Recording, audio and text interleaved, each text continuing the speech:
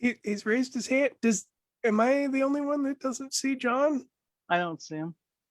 I don't see it. I don't see him. Under attendees right now, not under panelists. Oh, okay. So we need to promote him. I will do that. Great, thank you.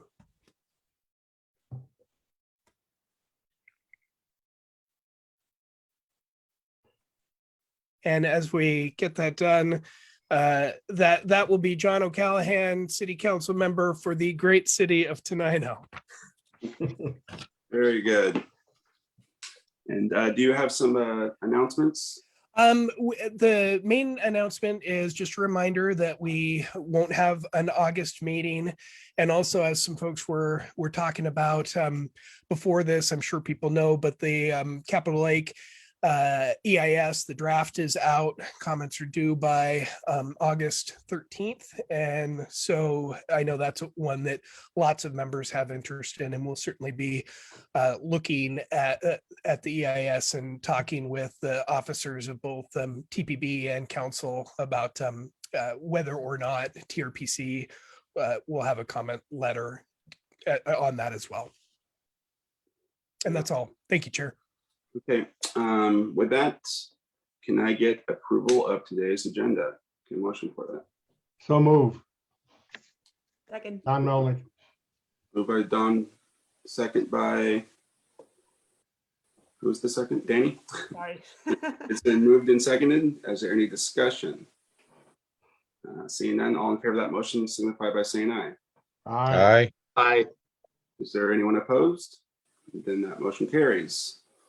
And next up is the approval of the meeting notes from June 9th, 2021. Move approval, John O'Callahan.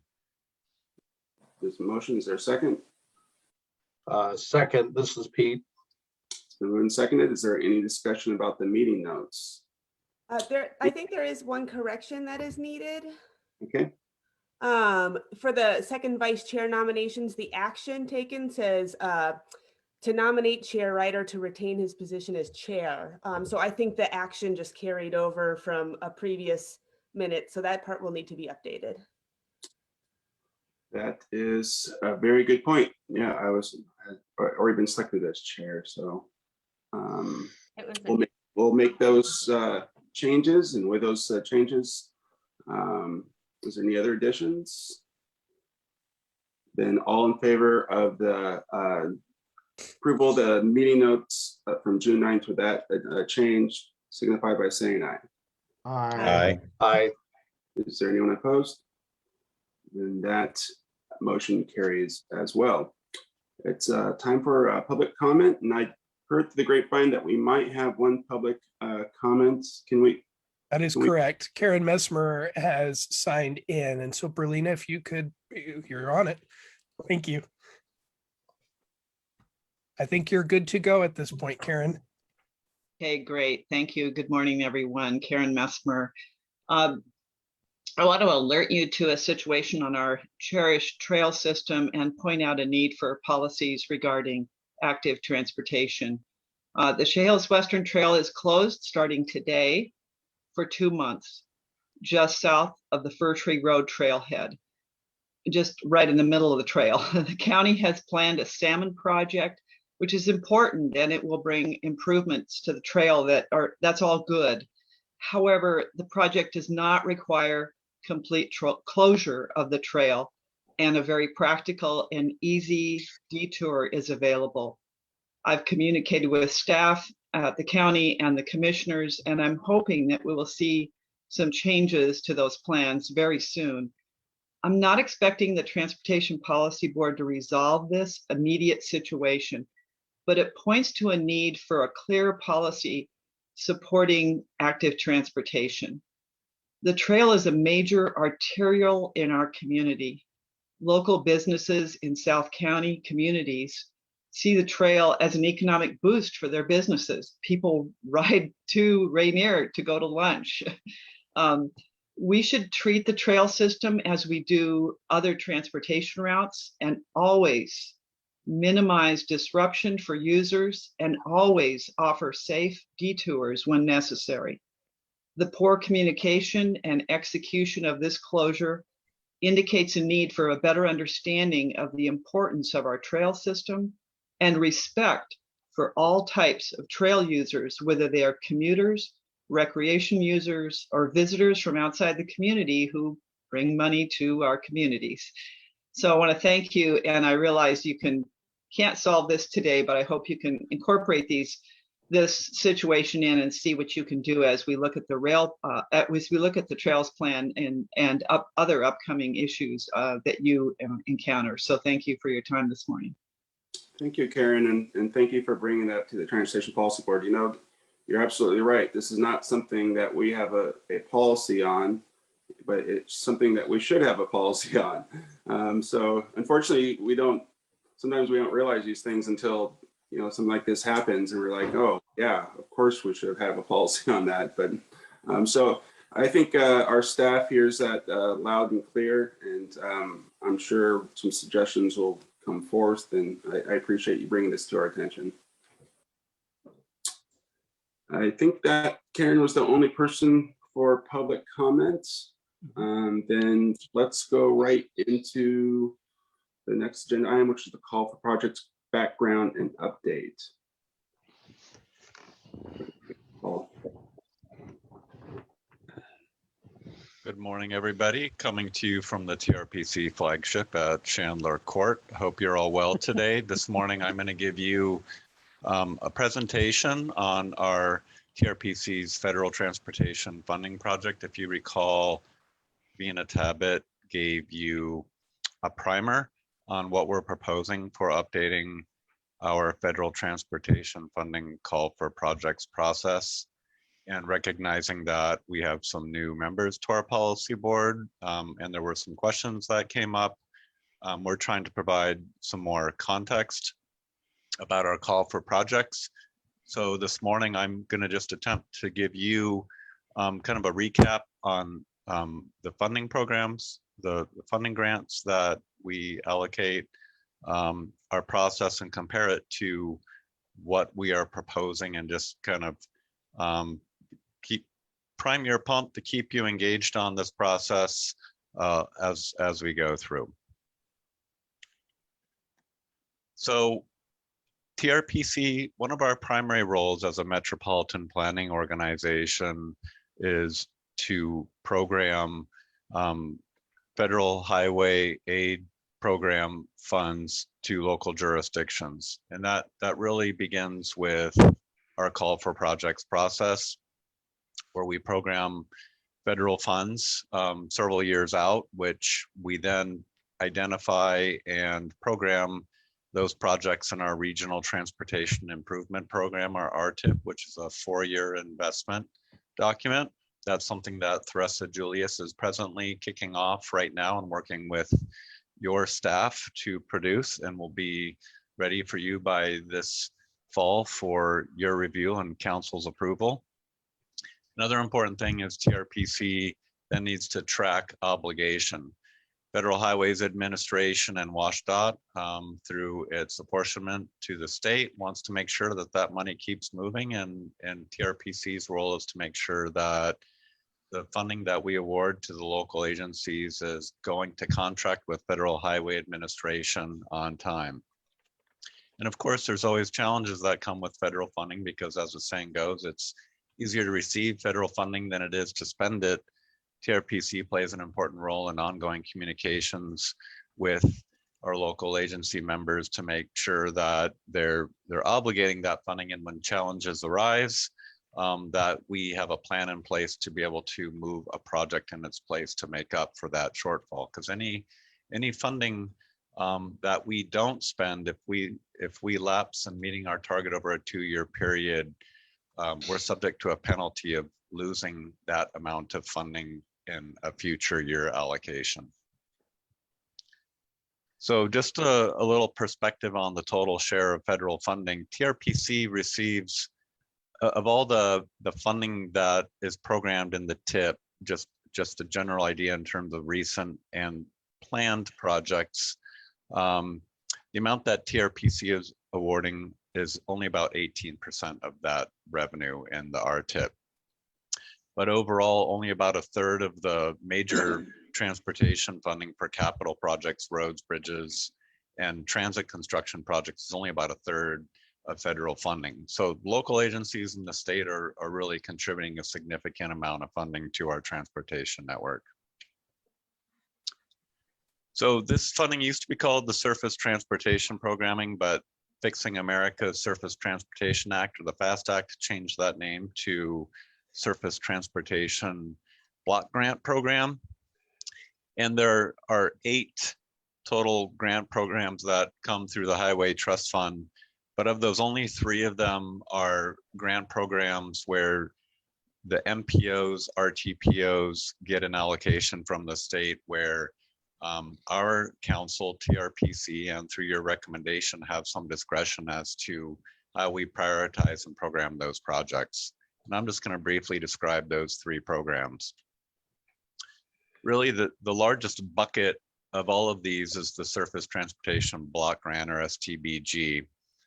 This, we are, as you can see on the slide, that our 2021 allocation is 3.8 million. So it represents the largest share of the 3 grant programs.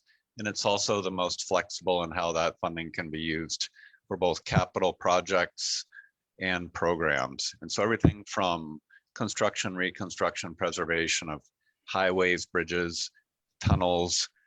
It can cover capital costs for transit, not operations. It can do alternative fuel projects.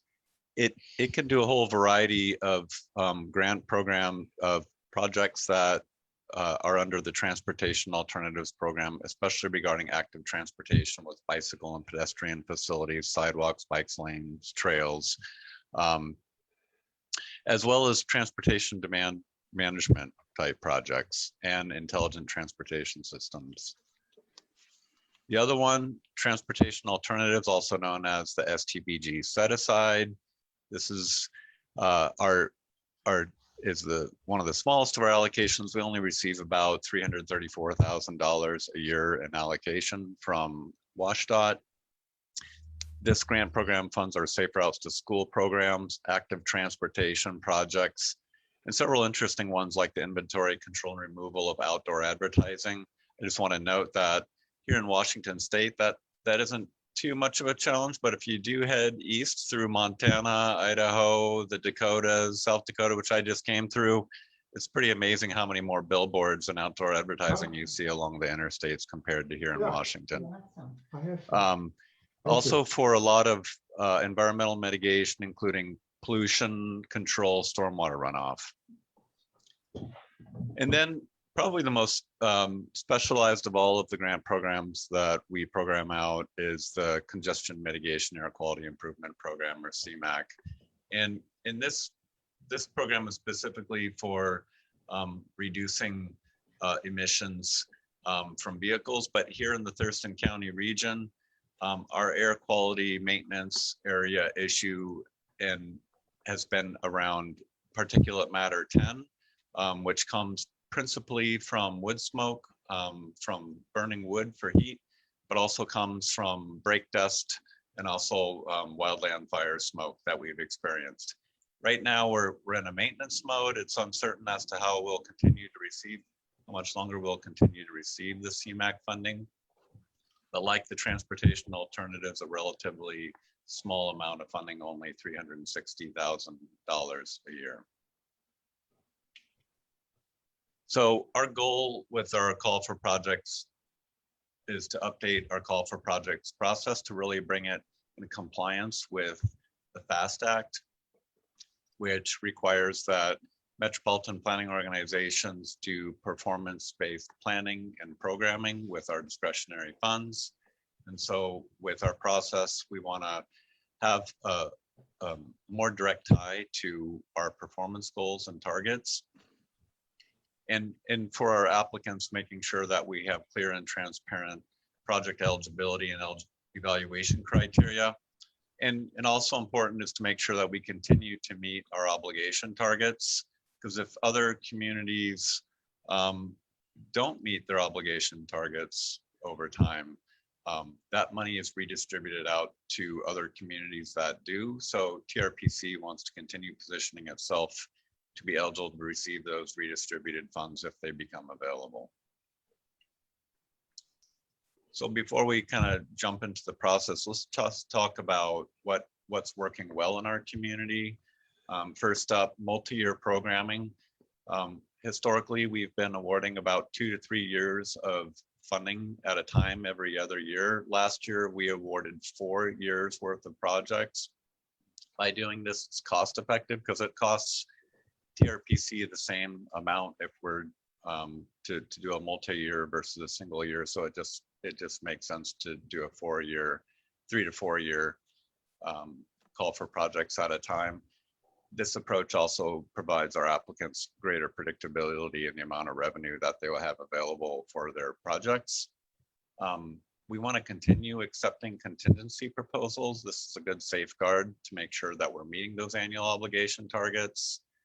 And we think it's important for our rural communities, and you will see in upcoming slides here, of having a set aside to fund our rural community support program. So if you recall, last year in the fall, we had a call for projects for Rainier, Tenino, Bucota, and the Nisqually tribe to have an independent call for projects for county funds that the county provided for this grant program based on a set aside from our STBG program.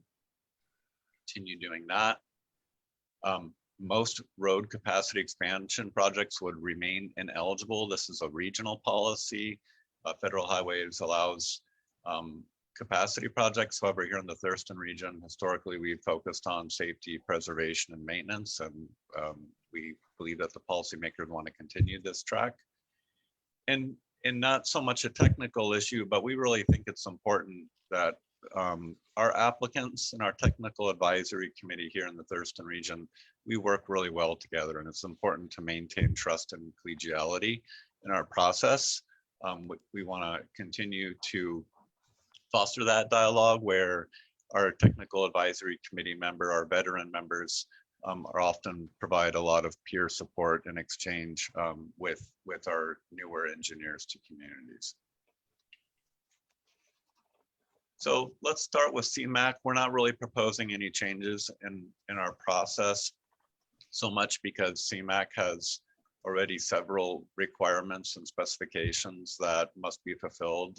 One is that projects are limited to the air quality maintenance area, and projects must show a net reduction in some form of emissions, whether that's greenhouse gas emissions or PM10 at the time that funding is obligated. So right now, it's a really limited set of applicants in that area on pink on the slide. So Lacey, Olympia, Tumwater, the county, intercity transit, TRPC, and some of our non-traditional partners like fire districts or school districts or the Port of Olympia as well could take advantage of this funding. Talking about our surface transportation block grant program, we're required to distribute that funding based on our urbanized area. So the area in green is the Federal Highways urbanized area based off the US Census urban area. We're required to program 75% of our STBG funds to the urban area, 8% to rural, and 17% of that is flexible.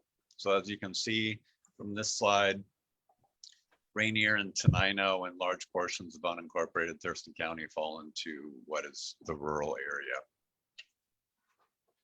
Another requirement and somewhat of a limitation, but not such a difficult one, is that both the STBG and Transportation Alternative Funds require that projects be located on a federally classified route that is a rural major collector and above. So all of these colored routes you see on this map are routes that are identified as federally classified routes. So projects must be located on these routes.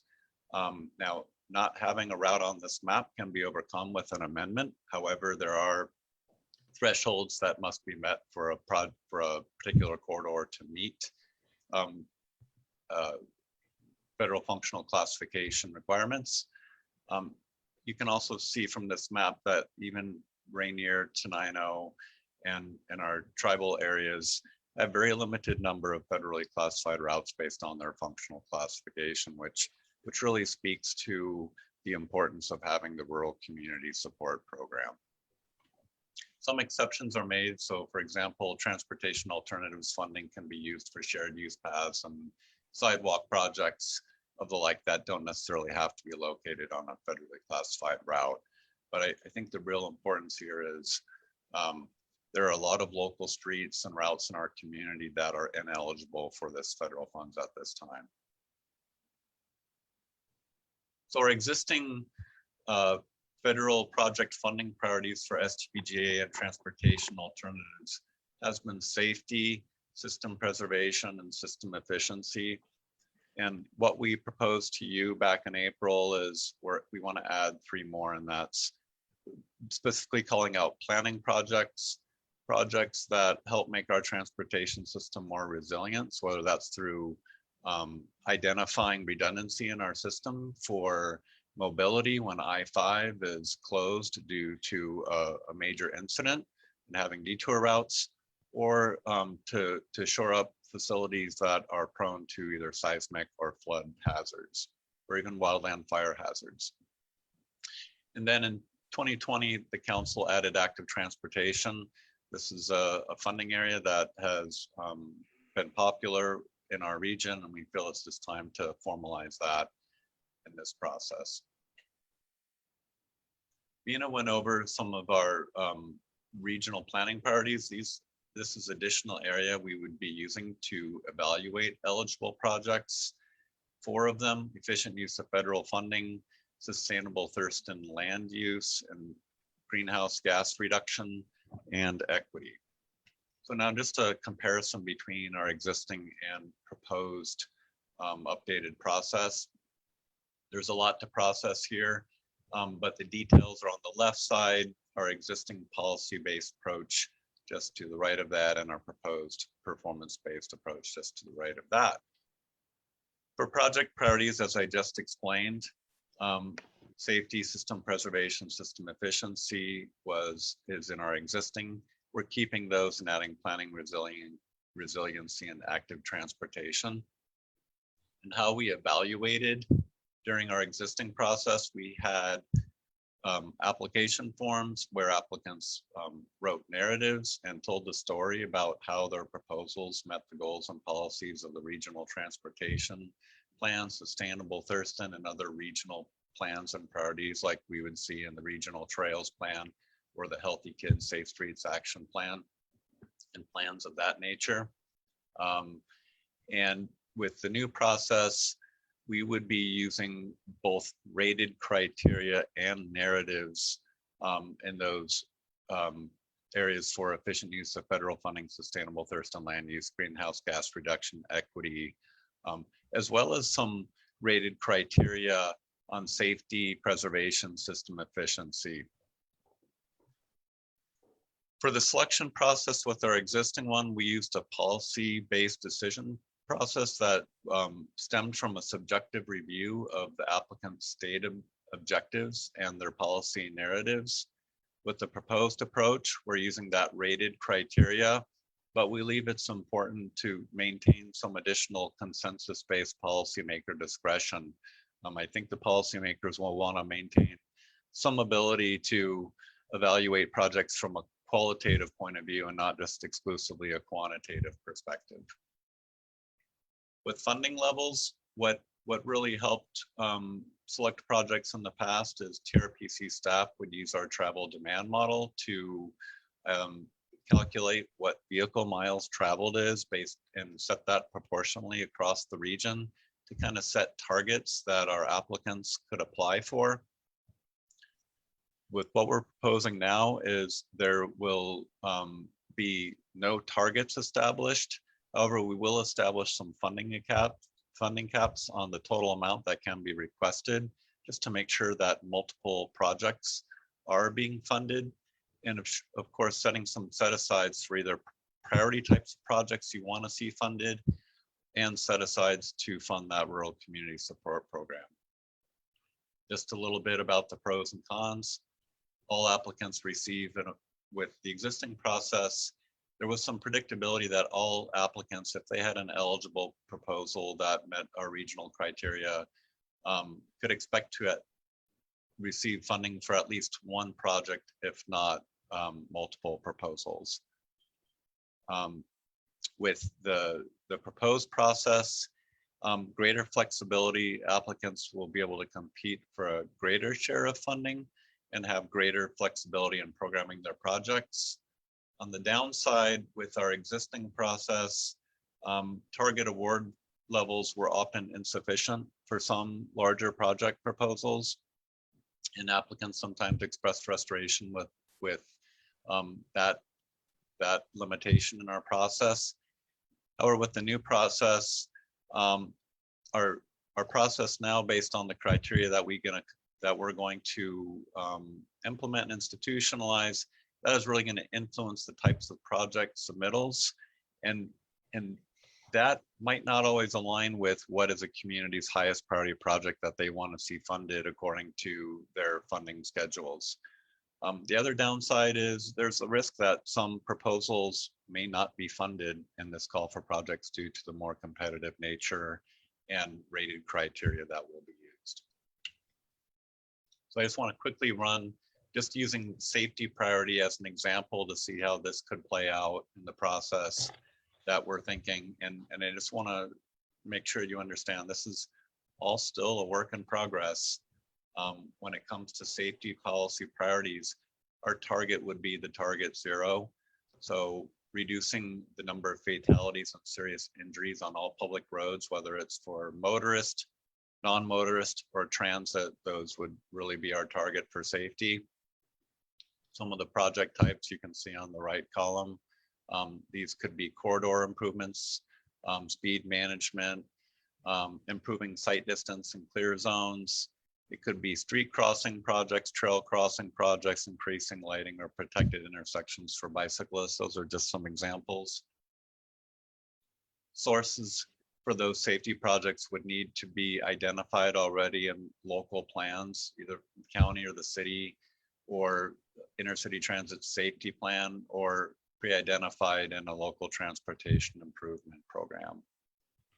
As for our criteria for technical considerations, we need to be cognizant that not all the jurisdictions adopt the same form of safety plans. Some have systemic safety plans, others are more site-based on specific areas, intersections, or corridors. But most importantly, our criteria needs to be consistent across jurisdictions. So it needs to be data that's available, needs to be measurable, and comparable timelines for all applicants' proposals. And one example of data that pops out that we could use would be the Washington State Patrol collision data. If we were to be thinking about some of our criteria in terms of efficient use of federal funding, we'd want to be thinking of, is there already a project that's funded that, say, had a design phase completed? Or if it's sustainable Thurston, are we helping to promote a neighborhood center or corridor? If it's equity, maybe we're looking at a project that's close to a school that has a larger than average share of free and reduced meals and lunch. So our next steps, right now there's a transportation priorities survey that's in progress, that's out to the community at large. Feedback from that survey will be informing our call for projects process. We've been working with the technical advisory committee and stakeholders, and we'll continue to do so through the summer and fall. So far, we've gone through all of those project types and started to identify some targets, project sources, and some criteria that we could use. We'll be coming back to you this fall and early next winter to update you on our process with the aim of finalizing and approving a call for projects in the spring of 2022. Any questions? I have a question. Tracy Wood. Go ahead, Tracy. I'm curious if you can elaborate a little bit on that term equity you're using. What exactly do you mean what's your definition of equity as far as using it as a criteria to decide which projects or as a criteria to decide which projects we're going to, or which direction it's going to go? Yeah, I do. We have a definition up on a community survey right now. I'm gonna try to pull it up and read that for you. But let's take another question while I'm pulling that up, because I don't have it right at my fingertips right now, but I'll find that. Are there any other questions? Pete?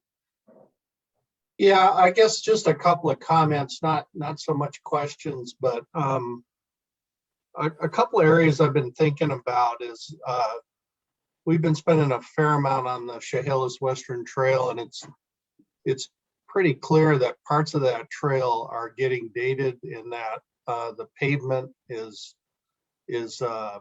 getting undermined by roots from nearby trees, and getting pretty rough in some areas. And I wonder if we shouldn't be trying to essentially set aside or prioritize some money for trail paving, repaving. I don't know if you had mentioned that transportation alternative funds could be used for that, but can the first category also be used for that, Paul? Yeah, both STBG. I believe all three of our funding sources could be used for repaving on that. But I think STBG and transportation alternatives would be the most straightforward funding sources to do that. And I just do want to add, it's my understanding in conversations with Thurston County staff that they have identified sections of the Chehalis Western that do require some repaving. And I believe they attempted to go out last year to do that project, but were unsuccessful in getting bids for that project. So it is on their list of things to do. To the extent of that, I don't understand the extent of how much they're doing, but our funding programs would be eligible for that. It would be, to me, it would be of interest to know, I don't know, what does it cost per mile to do that, or some sense of just how big of a backlog we have there, and whether in fact we should be targeting some of these funds for that. And then one of the other questions I had was, I wonder if we shouldn't be targeting the CMAQ money for electric vehicle infrastructure as a, I don't know if that's an eligible thing or not, but it might be a way to move the needle on that by just saying we've got X hundreds of thousands of dollars set aside for that. And because it isn't really enough money to do a big capital project, but it could make a big difference for EV, electric vehicles support infrastructure. So I hope the TAC could kind of talk about that a little bit and see if that's something that we want to consider.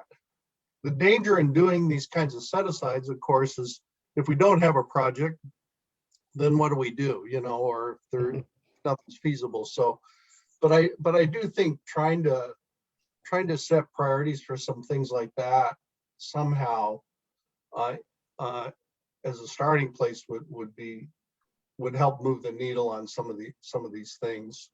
And then I had a question on the cap. What are you thinking in terms of a cap? How big of a cap? Yeah, we're still working on that. We did survey the TAC on sort of what would be the minimum amount of funding that they would accept for a project, and it does vary, but generally the counties, Lacey, Olympia, and even to extent Tumwater, for a STBG project, it really needs to be about $1 million for it to become cost effective for a project. So it would probably be a little just above $1 million. It could be upwards of $2 million, but but probably not that high. That's a detail we're still looking at. We'd also probably set some minimum amounts for some of these funding programs too. We don't want to carve up the pot too small. Let me jump in here.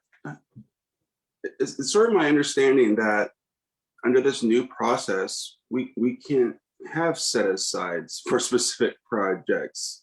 Now, we could have a priority. We could list it as priority, but we couldn't set aside money, Pete. That goes against everything that we're sort of trying to do with a competitive grant process.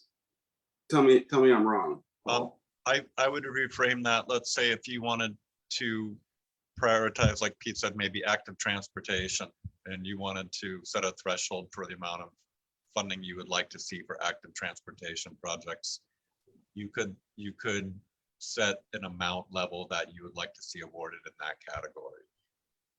Okay, but we couldn't pick a project. We couldn't say this is correct. You couldn't just pick a project out of your back pocket and say, let's do this. Yeah, that's what I thought. Yeah, I think that would meet the objective I'm trying to get at if we were able to do that. Anyway, just a couple of thoughts on that. And Overall, I think it's a good list there that you've come up with. So I have a response for Tracy. Okay. So Tracy, on our community survey on transportation priorities, we tried to define transportation equity to the community, and our survey question was to get a sense from the community at large if they thought this definition was appropriate. And I'm just going to read it to you. It says, provide appropriate transportation access and service quality among communities with similar land use characteristics, for example, urban, suburban, and rural, taking into consideration age, race and ethnicity, income, ability, literacy or language barriers, or other demographic characteristics. Is there any other questions? I appreciate the definition. I do have a question, and it's for Mayor Commit. I'm curious if he could elaborate a little bit on what it is that you're referencing when you refer to EV infrastructure. I was thinking electric vehicle charging stations might be something that we would set aside money for, and maybe it can only be done at public facilities. I don't know, but there's obviously a growing need out there.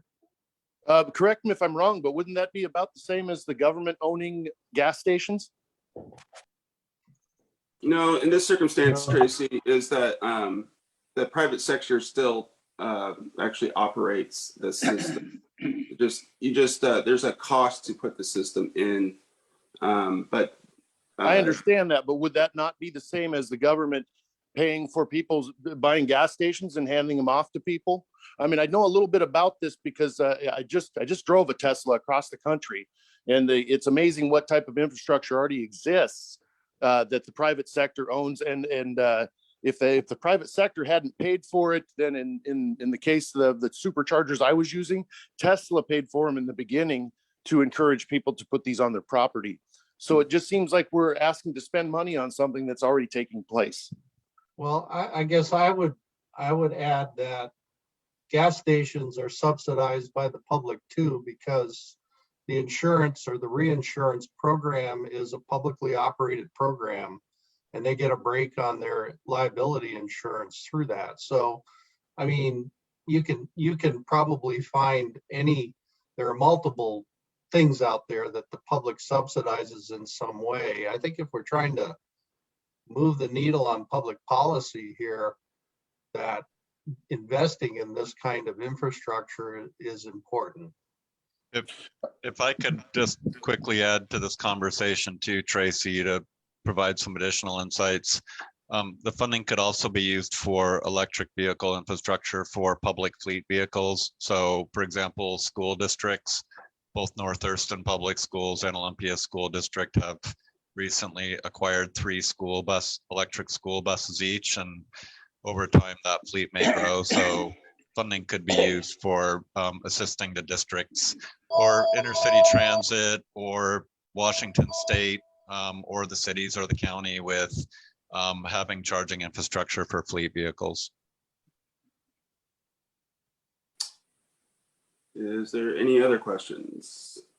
I think was a pretty good overview of our federal funding projects. You know, and I know we've been working on this for a while, but I really feel like we just need to go through the first round to see how it's going to go and then tweak it as it may. You know, this is obviously it's a new process, and by the way, it's a process that we're sort of being mandated to do. The old we're unable to do the old call for projects the way we used to do it. So this is something that we have to make a change, and we do have a little bit of leeway on setting priorities, but until we go through the first round, we really aren't going to know how it's working. So we're gonna might have to adjust on the fly, but I think this is a really good start. One last comment. I just want to share that if any of you would like to learn more about what projects we've funded over our last 4 funding cycles, or see the application materials and more information about the grant programs, you can visit trpc.org, and under our regional plans page under the transportation, you can find a link to our federal funding program, and feel free to explore our website there for more information. Well, then our next agenda item is Mr. Chair, I'm sorry, I'm noticing that Deanna Maddox has her hand up. Oh, I'm sorry. She just took it down, so maybe I interrupted for no reason. Sorry. You have something? Yeah. No, I just wanted to share something on the electric school bus piece. So we did just receive, actually at our last meeting was the day we received our 3 electric school buses. We received those from a grant from the Department of Ecology. They did have a lot of interest across the state of Washington with that grant. They're going to send out communications here in the near future to see if that interest is still as widespread as it was, because they'd like to offer another round of grants. Some of the feedback I've heard from the other transportation departments in our area is the whole charging infrastructure that poses as a challenge. Now, the grant does cover installing the infrastructure for it. However, you are also limited, I know for us, on our current property size, we're limited on where we can put our infrastructure. So something that we have to do, learning on how to utilize these electric buses in the best possible way, is learning their range, learning where we can best use them on routes, what's going to be the most efficient, keeping the longest charging for the route itself, whether it's going to be a route that stays more in town, if it's going to go more out of our Johnson Point area, if it's going to go down in the valley. It's going to be a test process for us to utilize, but we won't be able to take our buses outside the district really because of the fact that there is no charging stations for us to use when you go up and down the I-5 corridor. So there's really not much that we can do outside of that, and that's holding a lot of districts back from doing the investment. There is a lot of interest, and I know it's kind of growing nationwide in electric school buses. So that is one of the things to keep in mind as you guys are thinking either way about the EV infrastructure. Great, thank you for that update. Do you have any initial ideas of what the range is? Is that a couple hundred miles, or do we even know? So it's actually, they right now they have a decent range, but the challenging thing is that it's really going to be dependent on the driver themselves. So it's actually very interesting when you get inside, the electric bus. It looks a lot like a regular school bus, but it does have, like a lot of electric vehicles have, it has a gauge, and it lets you know how you're driving. And so based on your driving skills, if you do a quick acceleration or a quick braking, you're going to drain your battery even faster. It does have the braking recharge system on it to help that. So your range really depends on the person that's actually behind the wheel. So that's going to be something interesting to look at too, depending on which drivers are driving these routes. Either are they going to change their driving habits to make this longer. One of the things that we're taking into consideration to try for this first year, because it's all new to us, is using it on a route that is not, doesn't have like a midday where it's a preschool route. So that way it can come in the morning, go out on the route, in the midday, come back, charge up, and then in the afternoon, go back out. It takes about 7 hours to fully charge if it was empty, completely, non-charged. So we don't think we're going to have a problem with the charging, system itself. However, we would not want to take it too far and get it stuck. Some of our routes, when you think that, for North Thurston, we travel over 1 million miles a year on the school buses, that you would not want to take it too far when you think of how much route coverage we do when a driver does about 4 routes per shift, AM and PM, getting kids to and from school. Great. Well, we're excited to hear how that all turns out for sure. Okay. Now I think we'll go on to our next agenda item, if that's good with everyone, to begin to identify the priority issues for the 2022 state legislative session and possible upcoming special session. So I'm going to be really quick this morning so that we can get on to the housing topic on the agenda. But we are just starting to talk about the legislative session or sessions. And I just wanted to provide a little context. I believe that probably the council will be creating a subcommittee, which will include TPB and council members to look at legislative issues. And so we're going to be working on this. So expect us to come back in September to really dig into this. But I just wanted to talk a little bit about what we guess. We don't know anything. We believe there'll be a session in January. It will likely be hybrid, especially for testimony. We are still hearing rumors of a fall special session. Still some conversation about big transportation package and how we might fund such a thing. Some conversations about continued federal funding and what that might look like, and also COVID. So there's just a lot of unknowns and questions out there. And so this is kind of just a kickoff to provide us a little context. Next slide, please. So what we want for state legislative session issues is a curated list of our top priorities. And because my blueberry bushes are really proficient right now, and I'm spending a lot of time picking blueberries, I thought I'd use blueberries as the example of our priorities. Next slide. So I want to say that we want a limited number of issues, but within those issues, we often have flexibility about what lens we bring them to. So it's possible that if we're talking about a transportation issue, depending on the legislator, we might emphasize the rural benefits or recognize that they're getting lots of complaints, or it might be around equity or business. We often start the conversation with "you're our hero and thank you so much for the funding and now we want more." And then if all else fails, it's for the children. That's sort of where you go. But within those small number of issues like equity, we would like to have some flexibility. Next slide, please. So unfortunately, these two slides make no sense. And this is exactly how it felt last session. We have all these really big things that we want to talk to you about, and there's 27 of them. Next slide. And it looks like chaos, and we'd like 4.2 billion and 19 million, and we'd like 204 million, and these are all for the same project.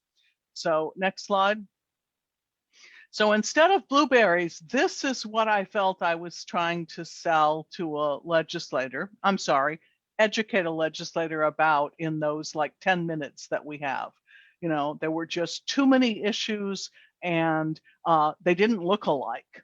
And so I just wanted to have us really think about this as we're moving forward. Next slide. And think about what we're going to be talking about in the next legislative session, whether it's special session or the regular January session. So we're not making decisions today, but I believe that we as a region are committed to continuing to include I-5 and the next steps on I-5, whatever that looks like, whether it's the detour routes or the environmental work or the pieces that we're working on with the tribe. But I just wanted to sort of start a little brainstorming for this coming session within this context of what are those 5 things at the most that we really think are important to our region. So next slide. So maybe if you wanted to just think about a couple more important things that would get us thinking as we form a committee with the council, if that's the decision they make, and what's important to you and how do we limit this? Those of us who were on those legislative visits, Andy, Mark, it was just really hard, and I talk fast to get all these issues in. And a prioritized life list typically isn't 47 things. That's hard to bring to legislators. So I'm just going to open this up for conversation to get us started and listen to ideas that you have percolating. Any ideas?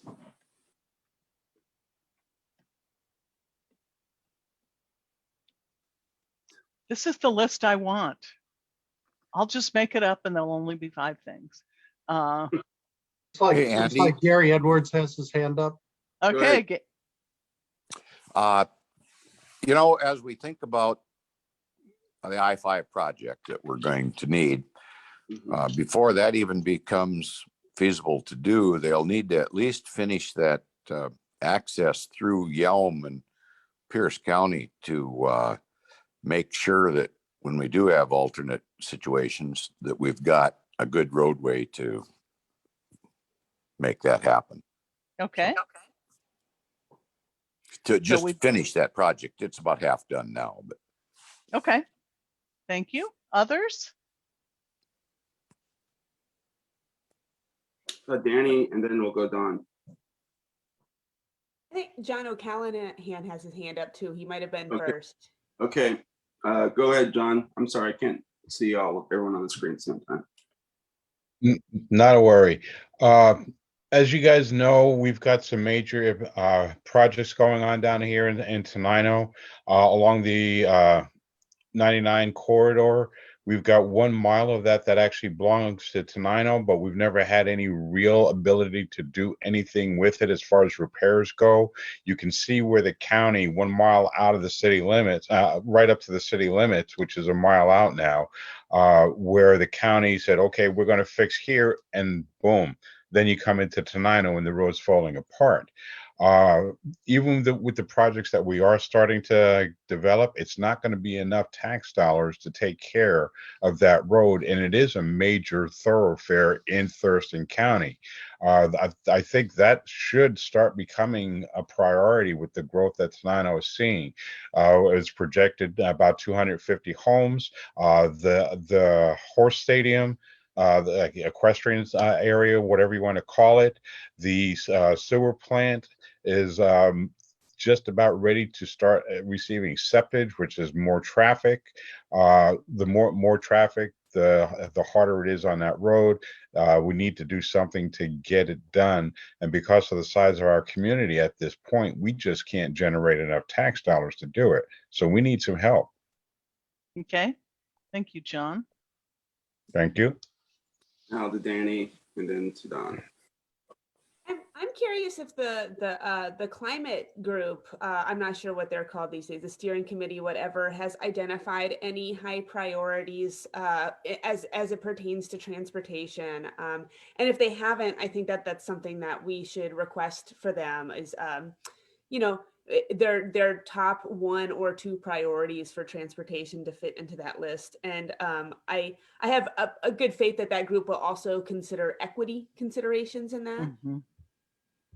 Yep, and we are working on that. What are those things that what remedies could the state provide? And I forgot to mention that it's also really important to have, when we're asking for things, sort of the financial asks, but also those policy asks that help us. Hey, could you just fix this one thing? And then we can do what we need to do at the local level. So we try to have a mix of those, but I'm working with the committee on that. In fact, Representative Bateman is coming to the next climate meeting. She sponsored a number of pieces of climate legislation, and so she's going to be talking to them, and they're going to be talking to her about what they are looking at for the coming session. And I've got one specific Olympia specific thing to add to the list, because my council will get very mad at me if I don't mention it. But the 101 near Capitol Medical Center, and just on ramps in that area, and just general improvements for access to 101 in an area where there is a need for medical services, but also where we anticipate getting a lot more housing because it's one of our high density areas. Okay. Anything else? Don? Yeah, just, I'm sure staff will have a lot more specifics, but I think the one thing Intercity Transit is madly trying to get in place is enhanced bus rapid transit. You all are familiar with the one route which we're trying, but we need more stops that are enhanced for that and a bunch of other things. And it really will help encourage people who live on one side of the area and work on the other to basically use public transit, because right now they'll be damned if they'll go downtown and wait 20 minutes to change buses. So that's something I think is pretty darn important from my view. Okay. Well, Okay. that's a really good start, and expect us to come back in September and get really honed in on this small legislative package. Yeah, well, we'll make sure that Danny, myself, and Graham takes a look at before the next meeting. Mhm. Okay, let's go to the local housing action plan. And Chair, I just want to check time. Do you want me to hit the 8:20 mark, or can I go a little bit over that? I mean, let's try to stay on schedule, but let's see how it goes. All right, well, I'm Katrina Van Every. I work with Thurston Regional Planning Council. And over the last year and a half, TRPC has been working with Lacey, Olympia, and Tumwater on housing action planning. The city has each received grants from the Department of Commerce to develop housing action plans. And so they looked at doing this project together. So it really has been a joint effort between the three cities. And it really does build on the efforts that each of the communities has already begun and continues to pursue. So you can think about Lacey's strategic housing plan, Olympia's missing middle light, and also the efforts that Tumwater has gone through to really look at housing affordability in the community and what actions they can take to create a more affordable community. One of the benefits to doing this project is really that Lacey, Olympia, and Tumwater have one interconnected housing market. And so if we start from that common demographic and market data, we can ground the work that the cities do in those common needs and goals that arise from the information we have. We're able to identify opportunities where the cities and the region, all of Thurston County can work together on a regional basis. And so when we're looking at these actions and this process, I think it's important to also recognize that each of the cities is unique. And so while some actions might in the future be jointly executed, each jurisdiction is unique. And so each of them is adopting their own policies and implementing different actions. The other thing to keep in mind is that the sources of the data that we use to develop this plan are really pre-pandemic for the most part. And so we're also looking at a long-term plan. So we're not talking over the next 5 years. It's a longer horizon. And so while COVID pandemic has definitely impacted the housing market, has had some pretty drastic impacts on housing and housing prices, and also economics just with regard to employment. This plan doesn't necessarily address those immediate concerns. And so over the next few years, each of the local jurisdictions is monitoring what are the long-term effects of COVID-19 on our housing situation. And as we understand that information more, they'll look at addressing and changing course where needed to take into consideration those impacts. The other thing about this process is that equity has really been an overarching lens through the whole process. This project's been split into four different pieces or deliverables, and we've had to think about equity throughout the entire thing. When there is inequity in housing, it has different impacts on people. And so if you're able to address affordable housing broadly, you're also able to address those pieces of inequity in our community that we can improve. So as I mentioned, this project's been split into 4 different parts. We did a landlord survey to gain a better understanding of the local housing rental market. And that's really especially for single family homes, which are not typically reported in rental data. We also did a regional housing needs assessment. So this is the data and the trends on demographics, housing, and income in the cities. And this is what really grounds the work and helps us understand where are the needs. We also performed a gap analysis to understand the amount and type of housing needed over the next 25 years to ensure residents have access to affordable housing. And then a draft housing action plan. And this is really just to develop a menu of actions that Lacey, Olympia, and Tumwater can take. I just also want to emphasize that there are lots of things that can be done to address housing affordability, but this project is really geared to what realistically can the cities do, what is in their purview to have an impact. There are a lot of market forces that are outside the city's control. So this is really just tailored down to what can the cities realistically do. So the landlord survey was conducted in October, November of last year, and really, again, to provide a better understanding of the local rental housing market.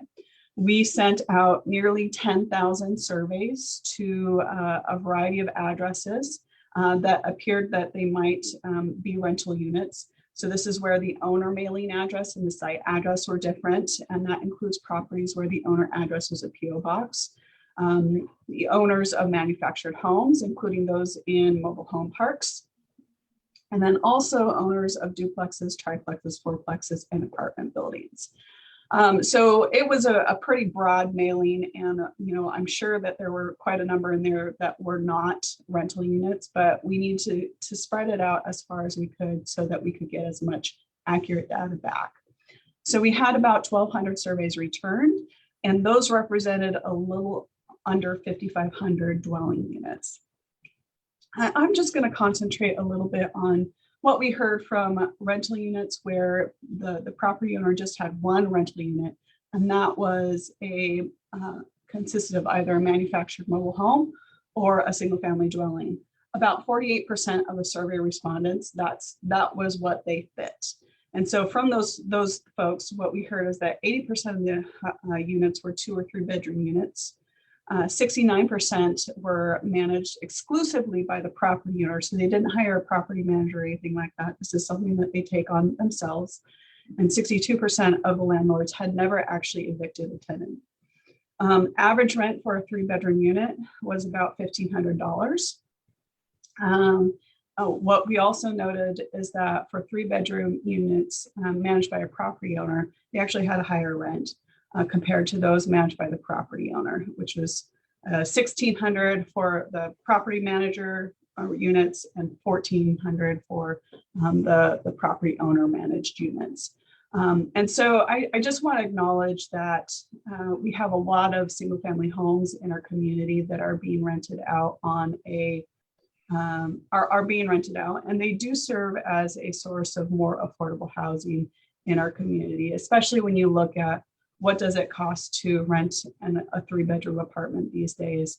There are definitely renting a single family home is an attractive option for a lot of families in our community. So the housing need assessment identifies, again, those trends and data on demographics, housing, and income in Lacey, Olympia, and Tidewater. So we know that our population is growing, and about 65% of Thurston County residents live in Lacey, Olympia, Tidewater, or their urban growth areas. We know that we have a lot of new households coming and being formed over the next 25 years. And so 1 in 2 new households in Lacey, Olympia, and Tumwater between 2020 and 2045 will actually be low income, so making 80% or less of the area's median income. Equity and housing affordability. So when you look at people of color, they are more likely to be cost burdened with their housing. They are more likely to be renters rather than homeowners. They're more likely to experience homelessness, and they are more likely to have a lower income than their white non-Hispanic counterparts. And when you look at those statistics, that affects realistically 1 in 4 people in our community. So as part of that needs assessment, we also conducted a gap analysis. And this is really to understand the amount and type of housing needed over the next 25 years to ensure ensure residents have access to affordable housing. And so that gap analysis evaluates the alignment between the city's housing inventory and the housing needs of the 3 cities' residents. It helps us identify the amount and type of housing needed, again, over the next 25 years. And so there's a variety of reasons why a household's current housing may not meet their needs. It could be that it's not affordable, so they may not be able to afford the unit that they're living in. And this can result from a lack of more affordable housing options or a change in income or employment. Housing size. So the dwelling may be too small, which can cause overcrowding, or too large for the household's current needs. Substandard housing is less of an issue in our community, but it still exists. So that the housing unit may lack key plumbing or kitchen facilities to make it fit for habitation. And there may be other needs. So a household may be looking for a unit that better suits their needs with regard to lower maintenance costs, making it ADA accessible, or one that allows them to build up financial equity. And finally, we also have people that are experiencing homelessness. So the household may just not have housing currently. So all of these things go into play into where a household lives and determining whether or not a current housing is actually meeting their needs. So when we look at this statistic, right now what you're seeing is that the number of households that have the number of low income households, and again, that's people who make 80% or less of the area's median income. And so you see that estimate from 2012, 2016, and what we're projecting for 2045. And so there's quite a large growth in just this part of our community that are low income. And when you look at those folks that are low income, a good portion of them are also cost burdened. So this shows the cost burden households in Lacey, Olympia, and Tumwater. As you can see, there are quite a few households that in the lower income brackets that are cost burdened. While some households may opt to spend more than 30% of their income on housing expenses, most, especially at those lower income brackets, do so because there isn't enough affordable housing available. So this makes the number of cost burdened households a good indicator of the current gap between the supply for affordable housing and the demand for housing at any given price point. To kind of put that a little bit more at home, what does it mean to be, at the 30%, 50%, 80% of the median family income?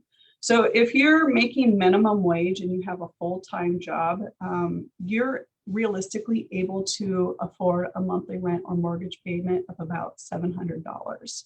And we have a number of households in our community that may actually make less than just minimum wage because they don't work a full-time job for a variety of reasons. If you're making 50% of the median family income, you're realistically able to afford $1,100 a month for that monthly mortgage payment or monthly rent. And as you're probably aware, our housing prices have really increased substantially in the last 6 months and last year.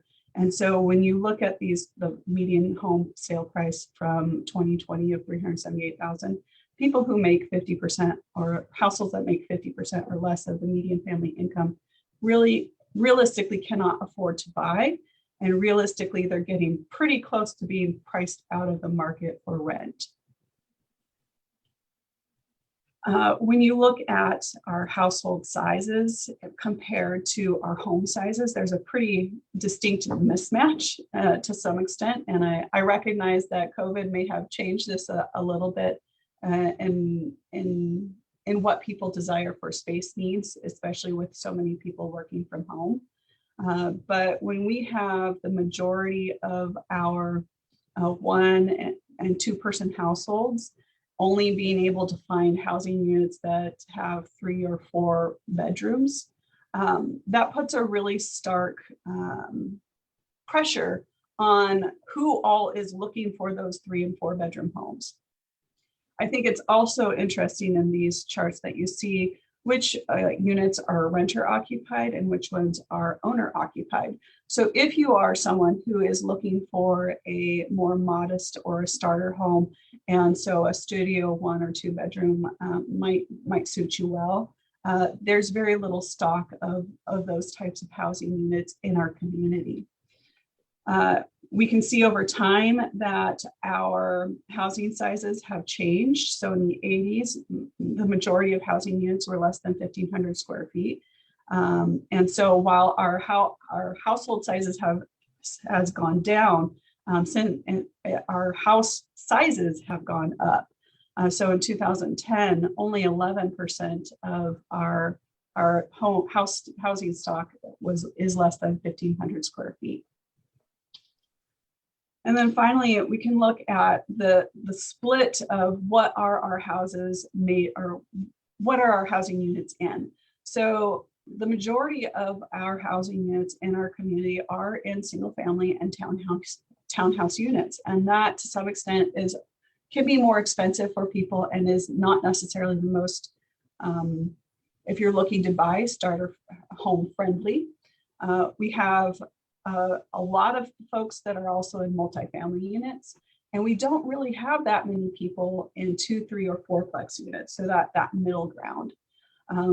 Mobile home and other housing units also exist, but again, a very small portion of that. And so one of the things that we're looking at is do we have enough housing options with regard to size, with regard to housing type, with regard to household size, et cetera. So the key findings that came out of that housing needs assessment and that gap analysis are that we need to look at reducing the cost of housing, specifically for low income and cost burden households. We need to look at increasing the inventory of all housing for all households, increase the inventory of housing for all households. So not just low income, it's not either or, it's all. We need to look at increasing the variety of housing sizes and types, and the stock of housing options needed for aging seniors. So in addition to our growing population, we're also a population that is growing older. We need to also look at maintaining the existing housing stock, what we actually have already. And that means looking at including or improving energy efficiency and air quality and other maintenance related issues with housing. We need to look at increasing household wealth by providing safe, stable options for not just rental housing or home ownership, but both of them. These are options that are community needs for both rental and home ownership. And then finally, the seventh issue or key finding that we found from this data is that we need to look at increasing permanent housing options for people with disabilities and those at risk of or experiencing homelessness.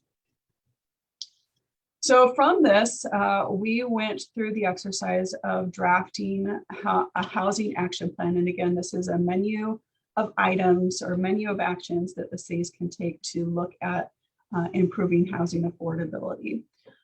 As part of this process, we had a stakeholder committee that included representatives from the Housing Authority of Thurston County, other low-income housing providers, real estate professionals, housing developers, both low income and market rate, and representatives from the Thurston Thrives Housing Action Team. They helped us look at, added to, reviewed the action list that we were developing. And the sources of those actions came from that committee, as well as Washington State Department of Commerce, our local comprehensive plans, city staff, and other sources.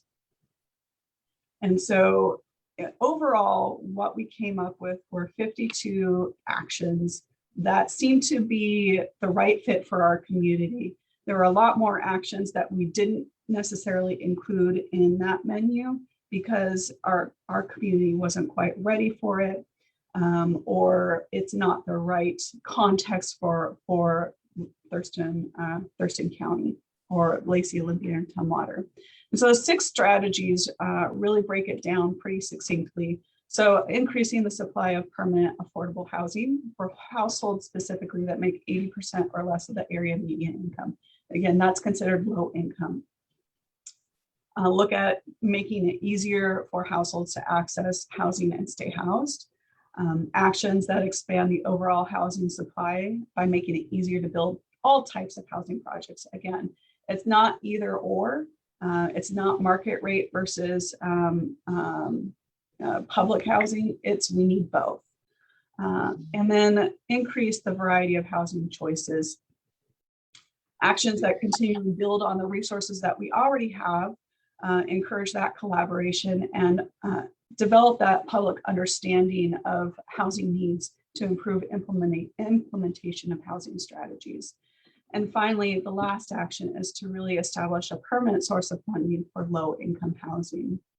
And I kind of want to just concentrate on that one a little bit. So as we were developing this plan, we were able to talk to the Housing Authority, and they kind of gave us an example of what it costs to actually develop an apartment building, for example. And so this next chart here shows you what does it actually cost. So you've got 3 columns, and this is a per unit cost, what it takes to develop an apartment unit. And if you assume the cost is $250,000, what is it for not grant, if it's not grant funded? What if you have 25% grant funding? And what if it's 100% grant funded? What does it actually cost for that entity to manage and run those apartment units? So when you look at just market rate, for instance, per unit cost, not grant funded, you're looking at total cost per month over 30-year loan term. And so think about this as what is it going to cost to rent this unit out? It's almost $1,700. If a quarter of the project is grant funded, you can lower that cost down to $1,400 a month. And if it's 100% grant funded, you're still going to have costs, monthly costs for ongoing operations and reserves for repairs at $500 a month. So I think this is a really good stark example showing that our affordable housing is expensive to create and it's expensive to maintain. And so when we look at the needs of our community, there is absolutely a need for addressing housing affordability through creating those units and having that public pay into that because it is a public benefit. So the next steps, each city is considering potential actions to incorporate into their individual housing action plans. They're also conducting their own community outreach And that can include prioritizing actions, additional stakeholder engagement, and other things that they do to really communicate with their constituents and their elected officials about actions that they can take to help improve housing affordability. Each city is adopting their own housing action plan. So Lacey is tentatively scheduled to adopt theirs in August. Olympia actually has completed that and adopted theirs on June 22nd. And Tumwater is tentatively scheduled to adopt theirs in September. And again, this whole process has been very collaborative with the communities. There's a desire for an ongoing conversation about affordable housing and if we're moving the needle. And so on the local level with the communities, we're actually, or with the staff from the cities, we're actually going to make sure that we continue to have this as an item of discussion on an annual basis and make sure that we're continuing to look at it through our advanced planners group that meets on a quarterly basis. But there's also the Regional Housing Council that has been formed, and we're hoping that as time goes on, that some of these actions that make sense to pursue on a regional basis, that is something that they can lead the charge on. So I believe Michael Ambrogi is in the meeting with us today, but if you have questions about the data and reports produced as part of this project, you can contact myself or Michael. But if you have questions about what each of the jurisdictions is doing, you can contact Ryan Andrews for Lacey, Brad Medred at Tumwater, or Amy Buckler at the City of Olympia. And I'm happy to answer any questions that you might have. Are there any questions? Danny? Mm-hmm. Once again, John O'Callahan has his yellow hand up, so I want to make sure that that he gets in there. But then I do have something after that. Okay, John. Go ahead, Sorry. you can go first. I'll go next. Go ahead, Denny. Okay, I'll go after you. we'll trade off. I just have some comments. You know, Olympia's gone through the process, and we adopted our housing action plan, and it's a huge load for our staff to get that out that quick, and a huge load for TRPC to work on the schedule you've been working too. But just some comments. You know, one thing I noticed in the landlord survey with, you know, a certain percentage of people saying they never evicted a tenant. There's different understandings of what an eviction is, and so, you know, this shouldn't be a problem moving forward because the legislature did adopt a statewide just cause. But you know, technically, if a tenant reaches the end of their lease, and the landlord chooses not to renew it, that's not considered an eviction, but it is an involuntary leaving of a home for a tenant. So I just wanted to highlight that.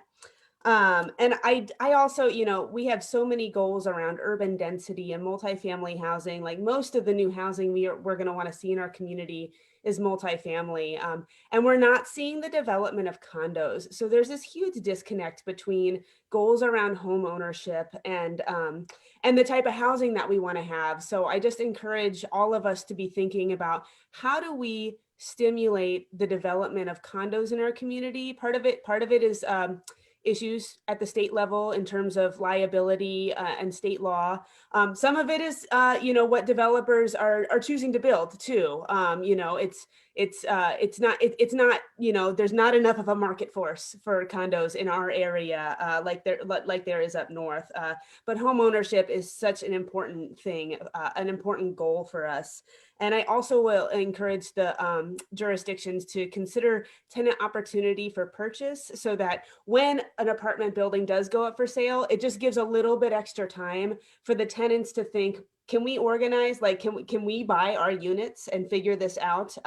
So that's something that we have to look at with Olympia's comprehensive, not comprehensive plan, housing action plan, is to how can we create more opportunities for home ownership for those multifamily units. And Katrina, I have one question.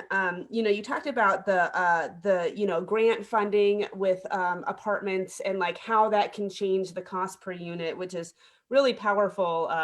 visual to look at. And I'm curious, how does like property tax exemptions, multifamily tax exemption, is that included in it, like just generally in that assessment in terms of like how it impacts the, the cost of a unit, or is it just was it just looking at grant funding? So I think if you think about it holistically, I'm not sure how much an MFTE will actually impact the cost of a housing unit, but you can think about it as a percentage. So if this allows a developer to save 12% or 15 or 20% of the overall cost of development, they get that back through that tax exemption. You could think about it like that over the course of that 30-year period. Okay, thanks so much. And thanks for all your work on this. John? Okay, thank you. Then I'll go. Many years ago, excuse me? Sorry, I'm gonna go to Doug after you, and then I'll go to Don after that. So go ahead, John. Okay. Many years ago, the Transportation Policy Board put together a group called the Vision Reality 2020. And everything that I'm hearing in this report right now has no change from what we came up with. I think Doug was part of that. I think maybe even Pete was part of that. That's how long ago we did this. We didn't stop at what we thought. We brought in real estate people to see what they were seeing in the marketplace. You brought up condos. Way back then, they were saying there's no market for condos in Thurston County. So what is different from what we did way back when to this, and how is it going to help overall in Thurston County? Seeing that the pricing has not just gone up because, for example, lumber, but because of the people that haven't had to pay their rent and now are facing that possibility. If let's say $1,700 a month for 10 months, that's $17,000 that they're going to have to come up with. So we're looking at a whole lot of different things this time around, but I'm not seeing anything different on how we actually are going to, or how government itself can actually do anything to reduce the cost of housing. Since I've been on this board, all I ever see is housing prices going up, and it's got nothing to do, it's got some to do with the regulations that we have, but a lot of it is just strictly what it actually cost at that time to build a house, and it's not cheap, or to build apartment complex, and it's not cheap. So what is the difference between what we did back then and now? Well, I can't really comment on what was done back then because I wasn't part of that. What I will say is what feels different to me with regard to this project is one, again, this has been very tailored to the actions that the cities can take because that's what's in their purview, that's what's in their control. And so I think it's really galvanized Lacey Olympia and Tumwater on the actions that they can pursue to ease up restrictions, to make sure that they're not becoming an impediment to that desire for affordable housing, whether that is through code changes. I think all three cities, if not already, are looking at adopting eased restrictions on accessory dwelling units and adopting that common set of standards that Lacey really pioneered for building plans to reduce the cost. So I look at that as a win because you may have talked about it back then whenever that project happened, and I apologize, I don't know when it happened. But as you indicated, not much has changed. I think that's exciting to me to see the energy around this issue and the effort that each of these communities is putting in towards really addressing their piece of the puzzle. I think it's also exciting that there is a regional housing council that has been formed that is really looking at, or will over the next who knows how many years, look at what are the options for addressing homelessness in the community, but also affordable housing. And I think the third piece to that is really that funding piece. Is there is a growing desire to see a consistent source of funding for housing. So Olympia's Home Fund is an example of that, and the projects that they're pursuing and developing it. So maybe I think the way you can look at it is that Vision Reality was a starting point, and that we're finally getting more momentum behind us to really start moving the needle again on the things that the community can do, or the jurisdictions can do. I appreciate we're Okay, getting not trying to be rude.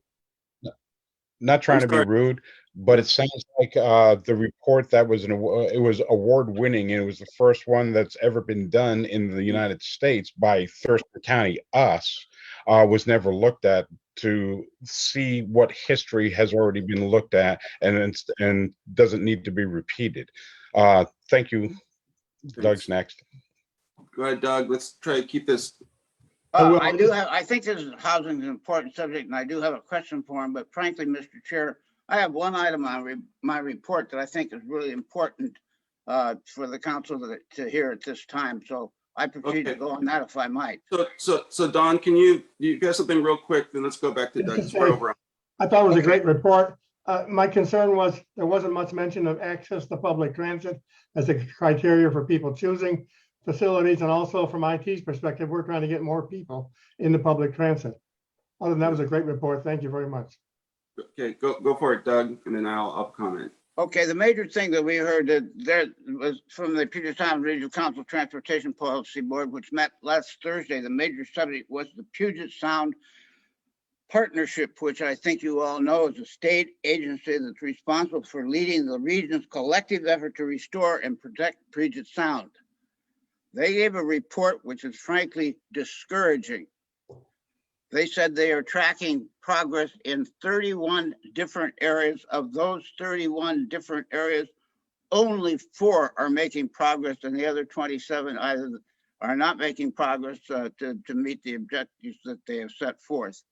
There's a variety of reasons for this, but in a nutshell, there are these. Number one is the Puget Sound Partnership may be charged with the responsibility for leading the effort, but it is not a regulatory agency, and it has no authority to do anything. So their purpose is collect information, disseminate information, coordinate activities, and so on. But they do not get personally involved in any activities. They rely entirely on the jurisdictions. Second major reason probably for their lack of success is public. They've done surveys, and the public, 90% of the public thinks that Puget Sound is just great. What they really mean is Puget Sound is beautiful, but what's underneath is not just great, and there's all kinds of problems, as this certainly showed.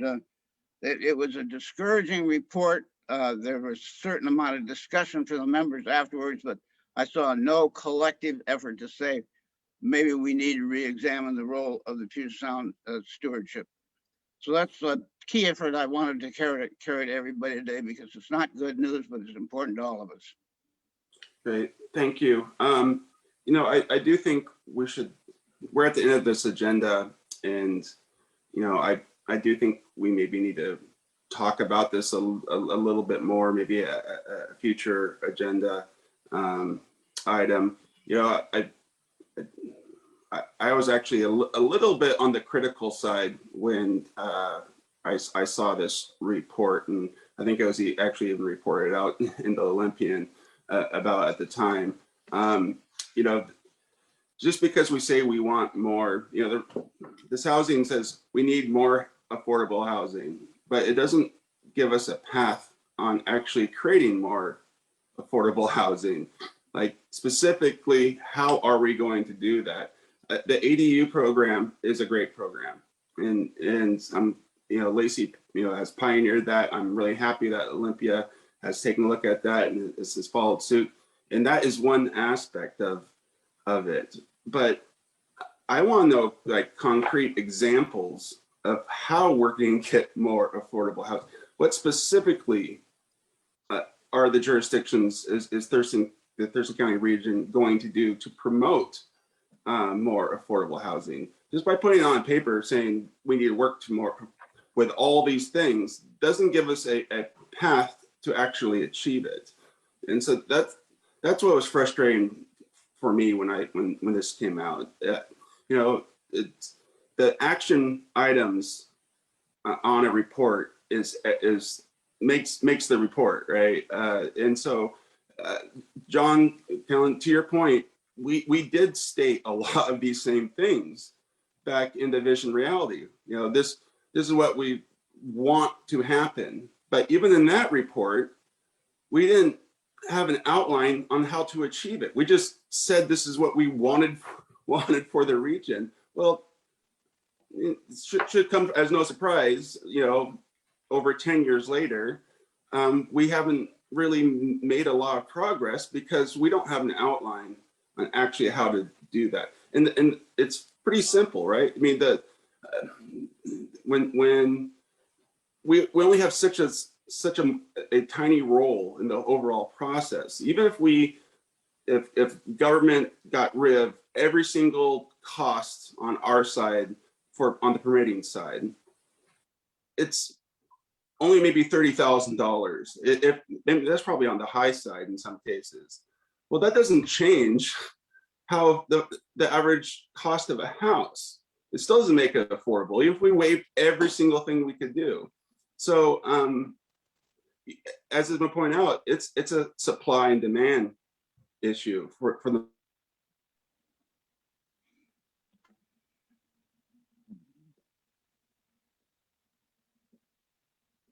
And so I mean, that's the reality of where we're at. You know, we can try to lay the conditions and we can put it in a report saying this is what we want. But I really think we need to have some outside of the box thinking here. You know, bring back in the builders, bring back in and say, hey, you tell us what we need to do to get some more affordable housing, get some more multifamily housing, to get some more condominiums. And let's work with the private sector on this to actually see it get some progress, because just by putting it on a piece of paper doesn't make it happen. Anyway, that's my 2 cents, Karen. I know we're it sounds like we need to bring this back to a future agenda. It sounds like there's some interest in the Puget Sound Partnership as well. So we will be putting agendas together for the fall and planning those out. And so I will add those to the list of things you want to see more of. I also heard the connection between transit and housing and affordable housing, and that is one of the areas you wanted to look at. So we will look at our September and forward agendas for that. That's all. Okay, Danny, and then Danny, we're very quickly, at a previous meeting, I mentioned that Olympia is doing a study on our current markets in places where it's matured some and not so much in other places. But one of the things that we're adding onto that study is some of those out of the box strategies that aren't being considered, you know, through what the legislature has offered, through the traditional ways we've been thinking about this, like how do we build capital for land trusts, cooperative housing, stuff like that. So let's chat more about that. I'm gonna be hearing more about that tomorrow night. okay. I appreciate that, and maybe we can incorporate some of that stuff in our next conversation. Okay, that's it. We've reached the end of our agenda.